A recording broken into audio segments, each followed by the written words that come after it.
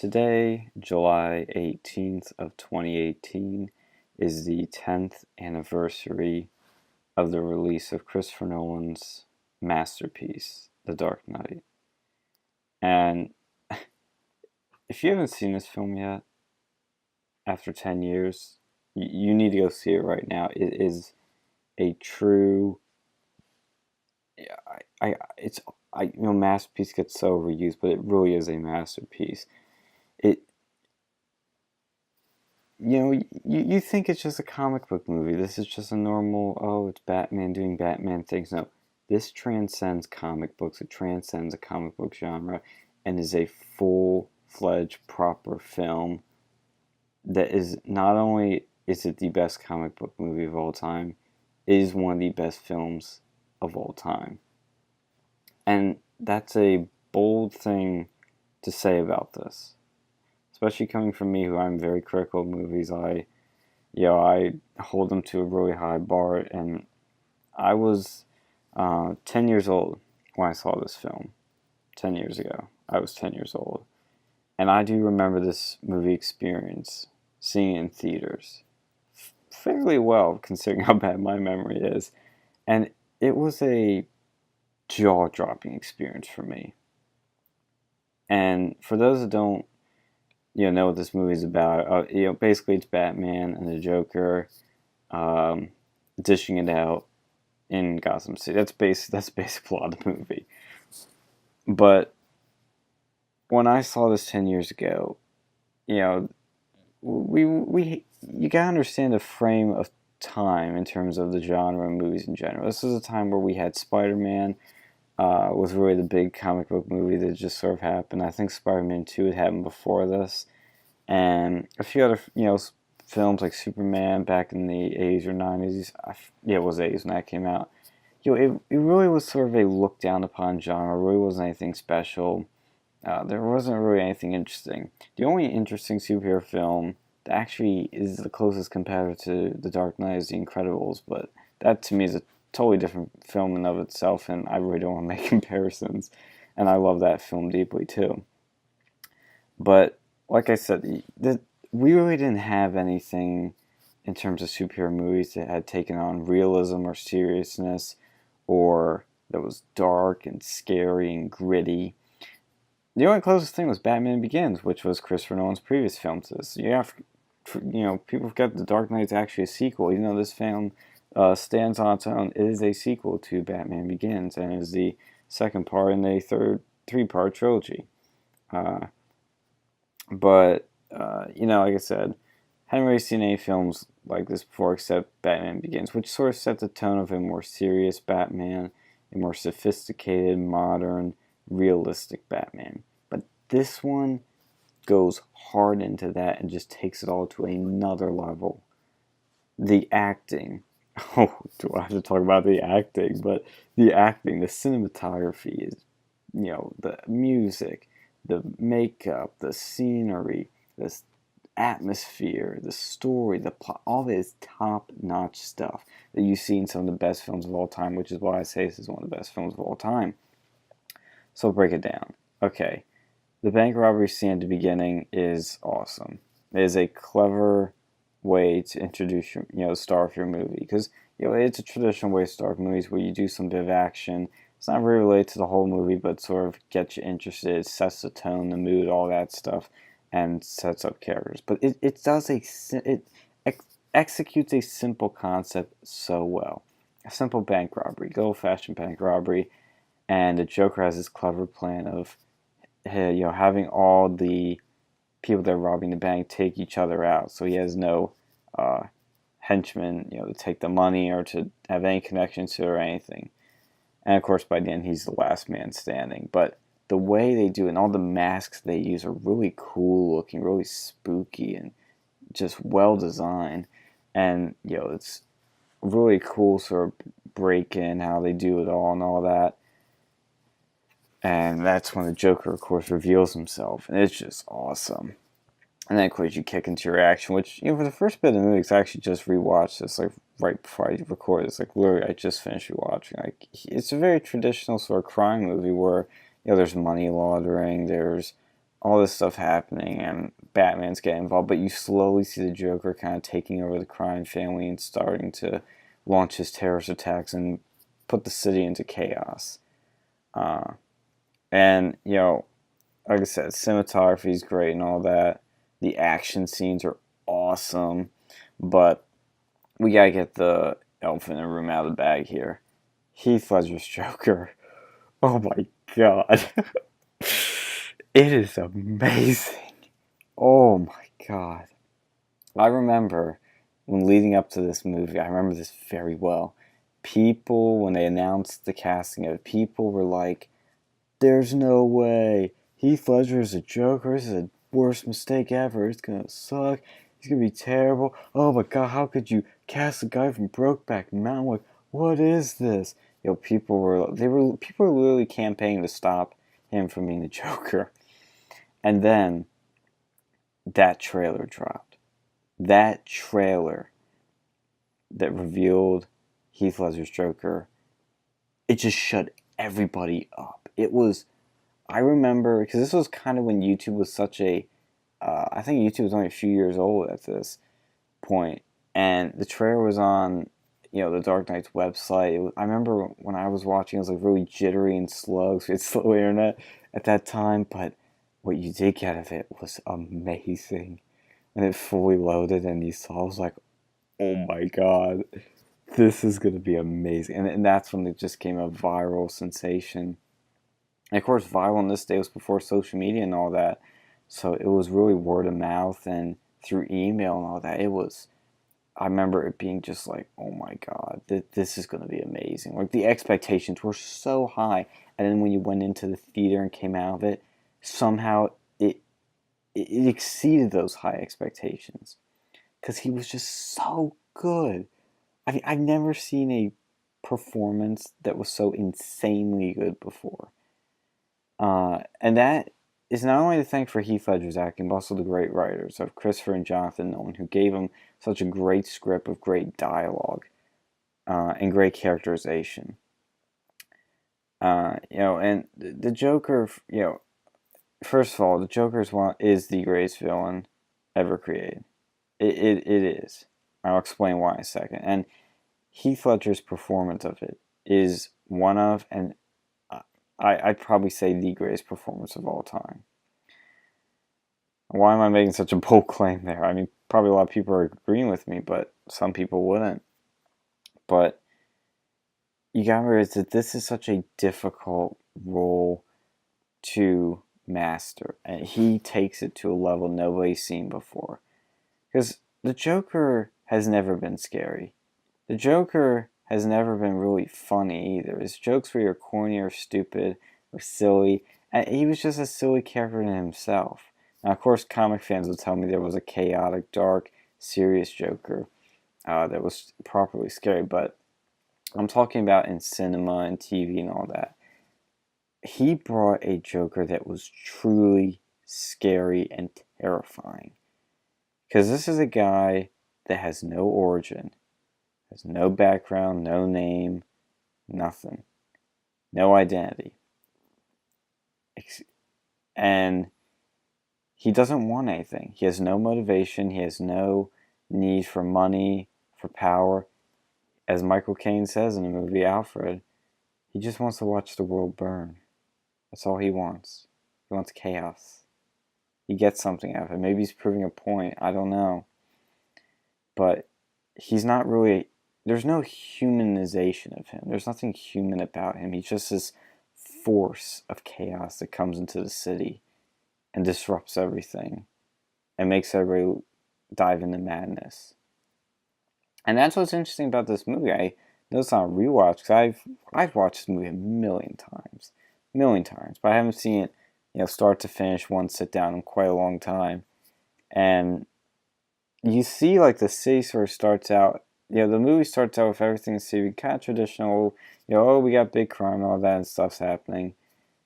But as the Joker gets more and more involved and things start happening, things start getting more complicated, more chaotic, more crazy, more blah, blah, blah. Everything just escalates. I mean, of course, that's a traditional structure movie, but it fits its theme. But Heath Ledger just, oh, he's so good.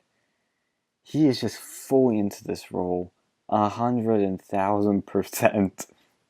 I mean, the makeup is fantastic. It's simple but effective and scary once again with the scars. Give it some sort of darkness to it. You know, it's not just goofy smile, it's scars. You know, that is way scarier than anything you've seen before. And his jokes are actually funny. His mannerisms are psychotic and creepy and spooky. You know, where he like licks his lips and talks in that funny voice he talks in. Uh, he's just so magnetic and it's so electric. It's just so like every scene he's in, it's intense. It's got you by the balls. Like you aren't looking away. You aren't shy. It just holds you. And his dialogue is so interesting and insightful and philosophical. I mean, when I talk about the origin part of it, what's interesting is like people will then argue, well, he did say how he got those scars. Like he's giving you some sort of background there. No, that's what's so clever about the writing here is that he tells how he got those scars in 3 scenes, and each time he tells a completely different story. That's what's so fascinating about it, is that he gives you a actually did he only say it twice? I don't remember, but he because this is part of his character, he's always doing ironic or unexpected things. And that's another example of that. It's like you hear stories like, oh, that's how he got the scars. But then you hear it again, it's like, oh, wait, but that's not what he said the first time. So which one's true? Are both of them true? None of them true? You don't know. It's still a mystery. His background's still a mystery. He just shows up, does things. And, of course, his dialogue has all these sort of interesting, pokes at society, these insights into the world, this sort of perspective that's very cynical, but it's also very true. Like he's pure evil, but by his actions, but by what he says, you go, well, he's not wrong. Like when he says, like when the chips are down, these civilized people, they'll eat each other, and you see that play out during the movie. Look at the end where he has this interesting conundrum, this social experiment where he has the 2 boats, the one that's holding the prisoners and the one that's holding the innocent, sweet civilians, and he each has bombs on each boat that would blow it up, but he gives a detonator of one boat to the other boat and the other boat to the one boat. So they have the detonator to the other boat. And if they don't do it by midnight, he blows up both boats. If somebody tries to escape, he blows them both up. And essentially, they're in a catch-22 of both boats are in kind of catch-22 because on the one boat, the civilians, you're good-hearted civilians, you don't want to kill people, even though they're criminals. But if you don't do it, you're going to die.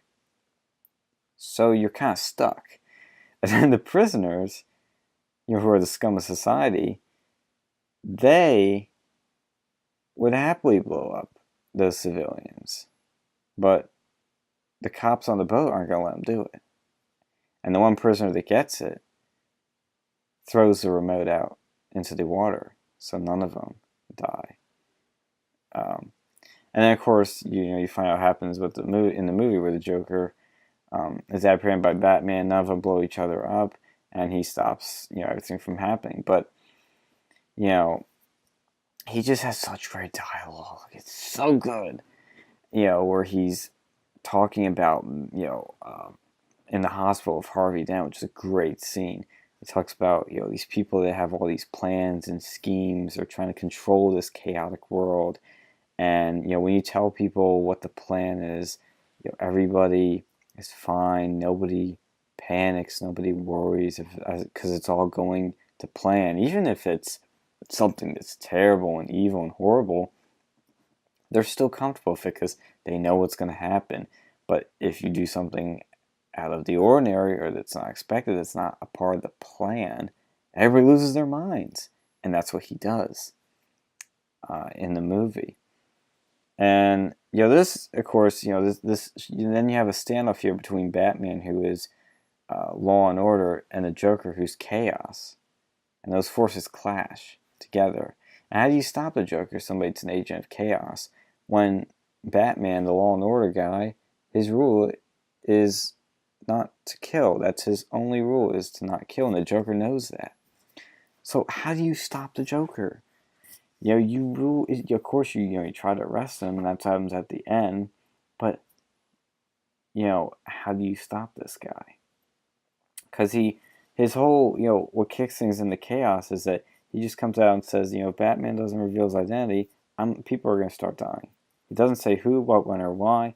He just says people are going to start dying. Then he starts leaving hints, to kind of make a game to play along to for the cops, and of course to keep the narrative going. But it's really fascinating because you see in this movie how society starts losing their minds, all because of this guy that comes in and just does a few little things to disrupt the established order. And on that note about chaos and all that, that's what makes this villain, like I've already said, so great. Is because he has no real motivation except to cause chaos. And Heath Ledger just owns that, and it meshes together perfectly with this psychopathic, darker, grittier Joker. It just hits it so well. And I mean, and this is a guy that's up against Michael Caine, Christian Bale, Maggie Gyllenhaal, Aaron Eckhart, and Morgan Freeman, all these like AAA Hollywood actors that are all doing great performances, and he just goes above and beyond that. It's just amazing. I don't think you're ever going to see a film like this ever again. You're never going to see a performance like this ever again. It is truly a masterpiece. It's something to behold. I could gush about this movie for hours. I really could. And I've seen it many times, and I still love it. I love the story, the plot, the characters, everything. I mean, there's little things here and there that I notice are wrong with it, but there's so many little things I picked up on this viewing that are just, just make me appreciate more.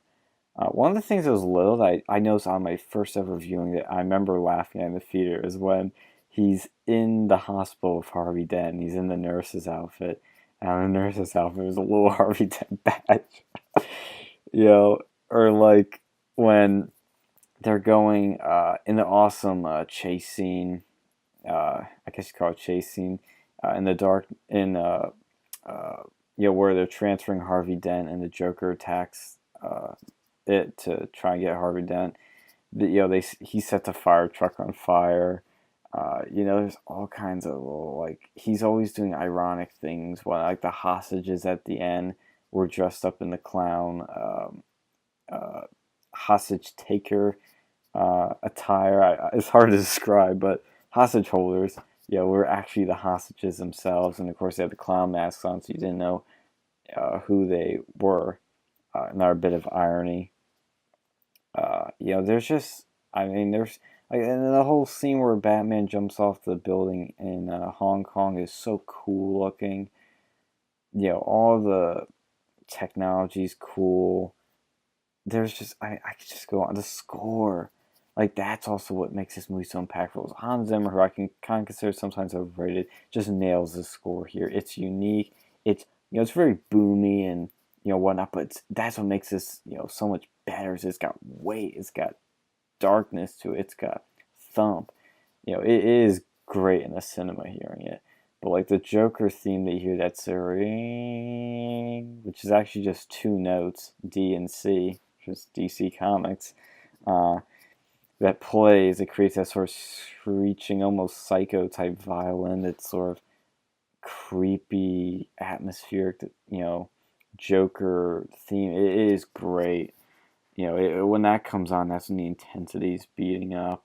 Like in that interrogation scene, like that interrogation scene is peak Joker performance right there, with Batman versus Joker going at it. It is great because Batman, he's like frustrated, he doesn't know how to stop this guy, how to get what he wants. The Joker, Batman's got nothing on the Joker. He can't threaten him with anything. It's it's just such a fascinating thing to think about. This force of chaos that doesn't care and that has nothing to lose. Like, how do you stop this force that is pure evil? It's just amazing stuff. It's just. I mean, I mean, this was such a phenomenon. People, they're my age or younger that don't remember this time when this came out or didn't see it at the time don't understand it. This was just so huge when it came out. Everybody saw it, everybody was talking about it was one of the top grossing movies of all time, and it was partially because Heath Ledger died tragically a few months before his film came out, and a lot of people saw it to see his last film. uh, but it technically wasn't his last film, but it was his last big performance. But regardless of that, I still think it would have been just as big as a success because he just gave a performance that had not been seen before and we'll never see again. And it was just, a surreal time to be alive when that came out. Because I remember, like I said, the build up to it, when that trailer dropped, when he died, which was tragic. And then, of course, when the film came out and everybody was just blown away by it. Like, I remember at the end of the movie, this is the only movie I've been in where everybody at the end properly clapped. I remember in the front of the theater, these, like, group of what looked like college kids who'd probably see it for, like, their fifth or sixth time. Because that was happening a lot with this movie. Like, there was a lot of people who were seeing it multiple times. That's how good it was. It just got up and started cheering. They're like, yeah! Yeah, I was like, oh my god, yes! Like that's what it's about right there. That's the magic of movies right there. As cliche as it sounds, like that was just it. Oh, such good stuff.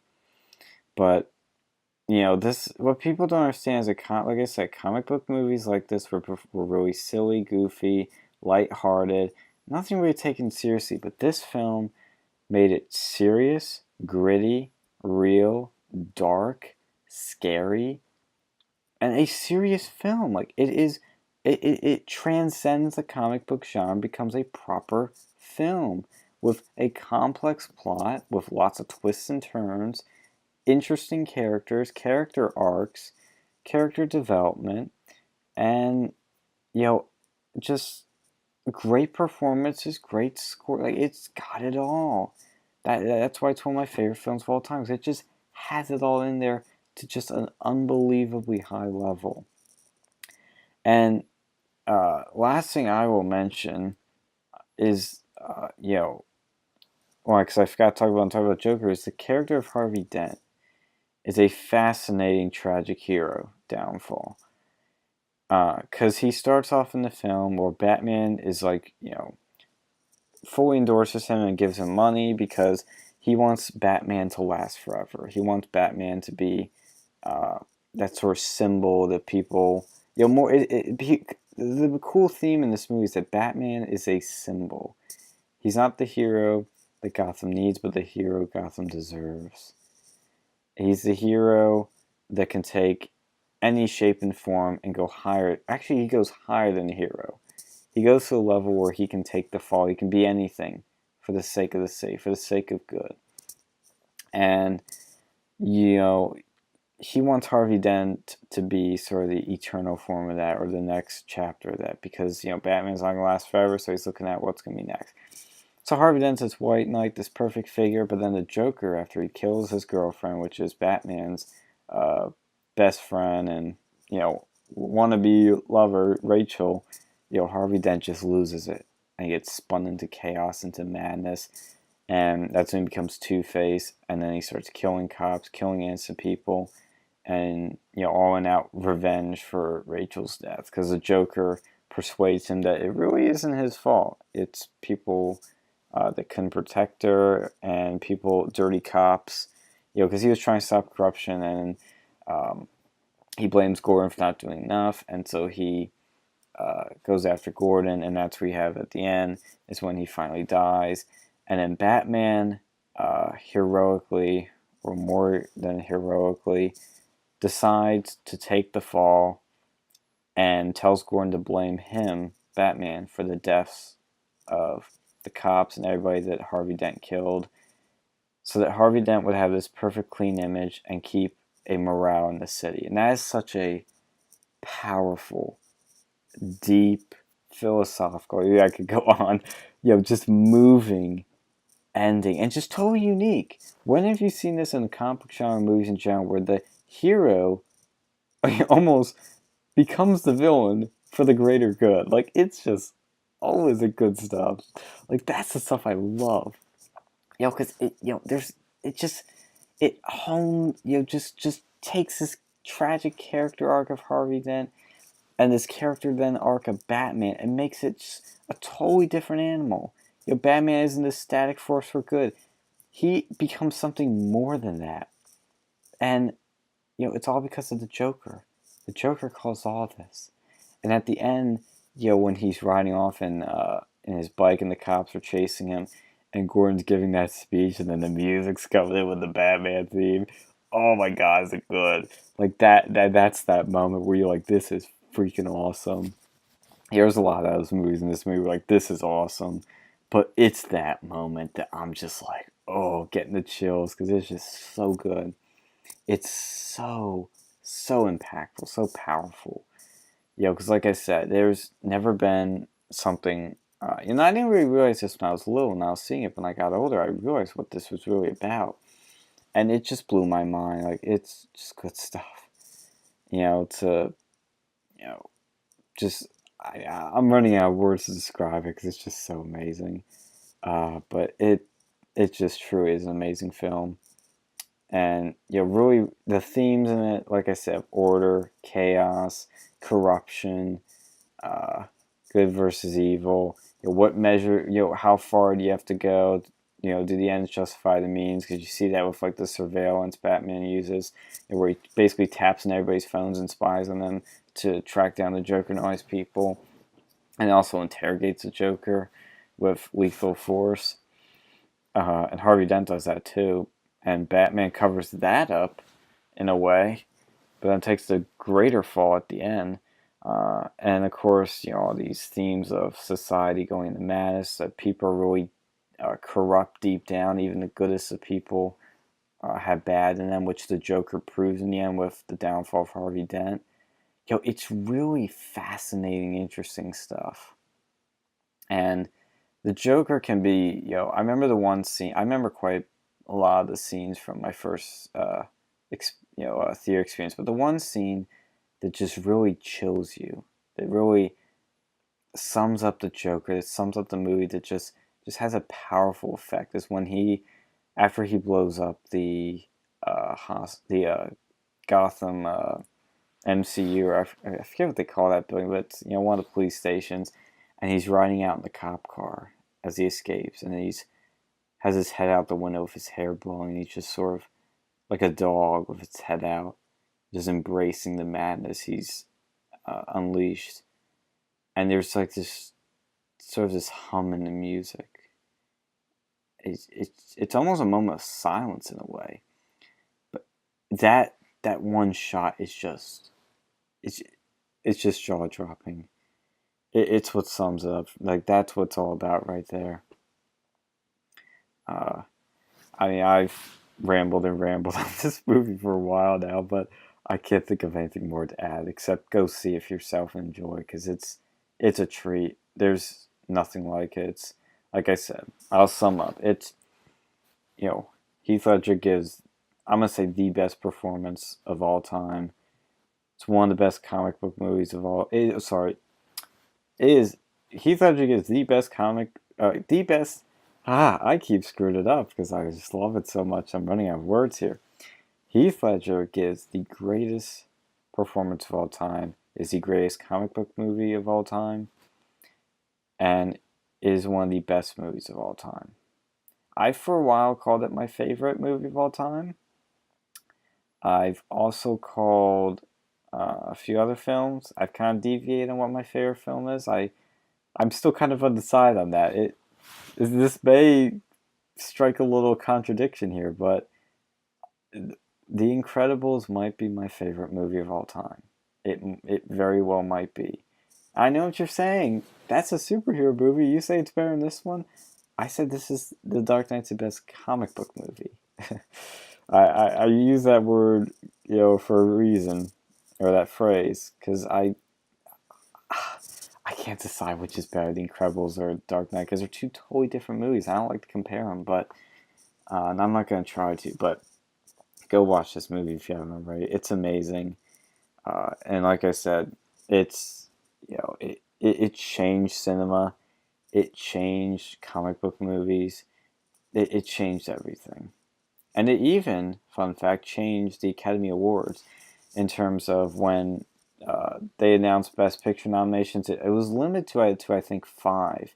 And this one wasn't nominated, which is the biggest freaking snub ever, biggest disgrace ever, since Citizen Kane, I guess, some critics would argue. But just a total snub for Best Picture. And so after that, there was an outcry, and from fans and all that. So the Academy bumped it up to, I think 10 is what they're at now, or it's whatever it's at. And so Dark Knight left its mark. It should have been nominated. I'm sorry, it should have been. Thankfully, Heath Ledger was nominated for his performance as Best Supporting Actor and won, rightfully so. Again, I cannot really put into words how amazing that performance is. It's just jaw-dropping. It's unbelievably good. I don't think you'll ever see a performance like that ever again. You'll never see a Joker this good, ever. It can't be beat. It really can't be beat. And you're probably not going to see a performance that will beat this. So, in terms of final thoughts, that last scene to Dark Knight, that's what it's all about right there. If you want to know what I'm feeling, it's that last scene, because it's just that is where the movie again goes at another level. Like I said, where Batman is more than a hero, he's a Dark Knight, and that's what this movie is. It is a Dark Knight. It's there's nothing else like it. If you haven't seen it, go see it now. If you've already seen it, watch it again. Do yourself a favor and enjoy it on this 10th anniversary of this masterpiece. Hopefully, you all enjoyed what I had to say about this movie. I probably said things you've already heard before. There's probably a lot I missed. I'm just giving my thoughts after seeing a 10th anniversary rewatch, because it's just a magical experience. Magical. Very impactful and very influential in my life. Thank you for listening. I hope you all have a nice time watching this movie, and I want to give my thoughts to Heath Ledger, who tragically died a few months before this film came out. He gave it all, and I think he literally, I think he even gave his life for this performance, because I've heard he was only getting 2 hours of sleep while filming this movie. And he was, into this role. He spent months locked in an apartment or as they call a flat in England before he started filming, to really get the character, to get the voice, to get the role. And he just, he could have driven himself to madness. I don't know, but he gave it, so much he sacrificed himself for the art, and that's just powerful stuff right there. I'm so grateful to the gift he gave this world. Thank you, Heath Ledger. You'll know how much it means to all of us. I wish you were alive to see this, to see you get the Oscar, to see the love you were given after this film, and to see your career go on even more, because Heath Ledger would have become probably the greatest actor that ever lived. He would have done even more amazing performances. Nothing probably would have topped this, but he would have done even more amazing stuff. So thank you, Heath. You gave so much for this performance. It's I'll never see anything like it ever. So thank you.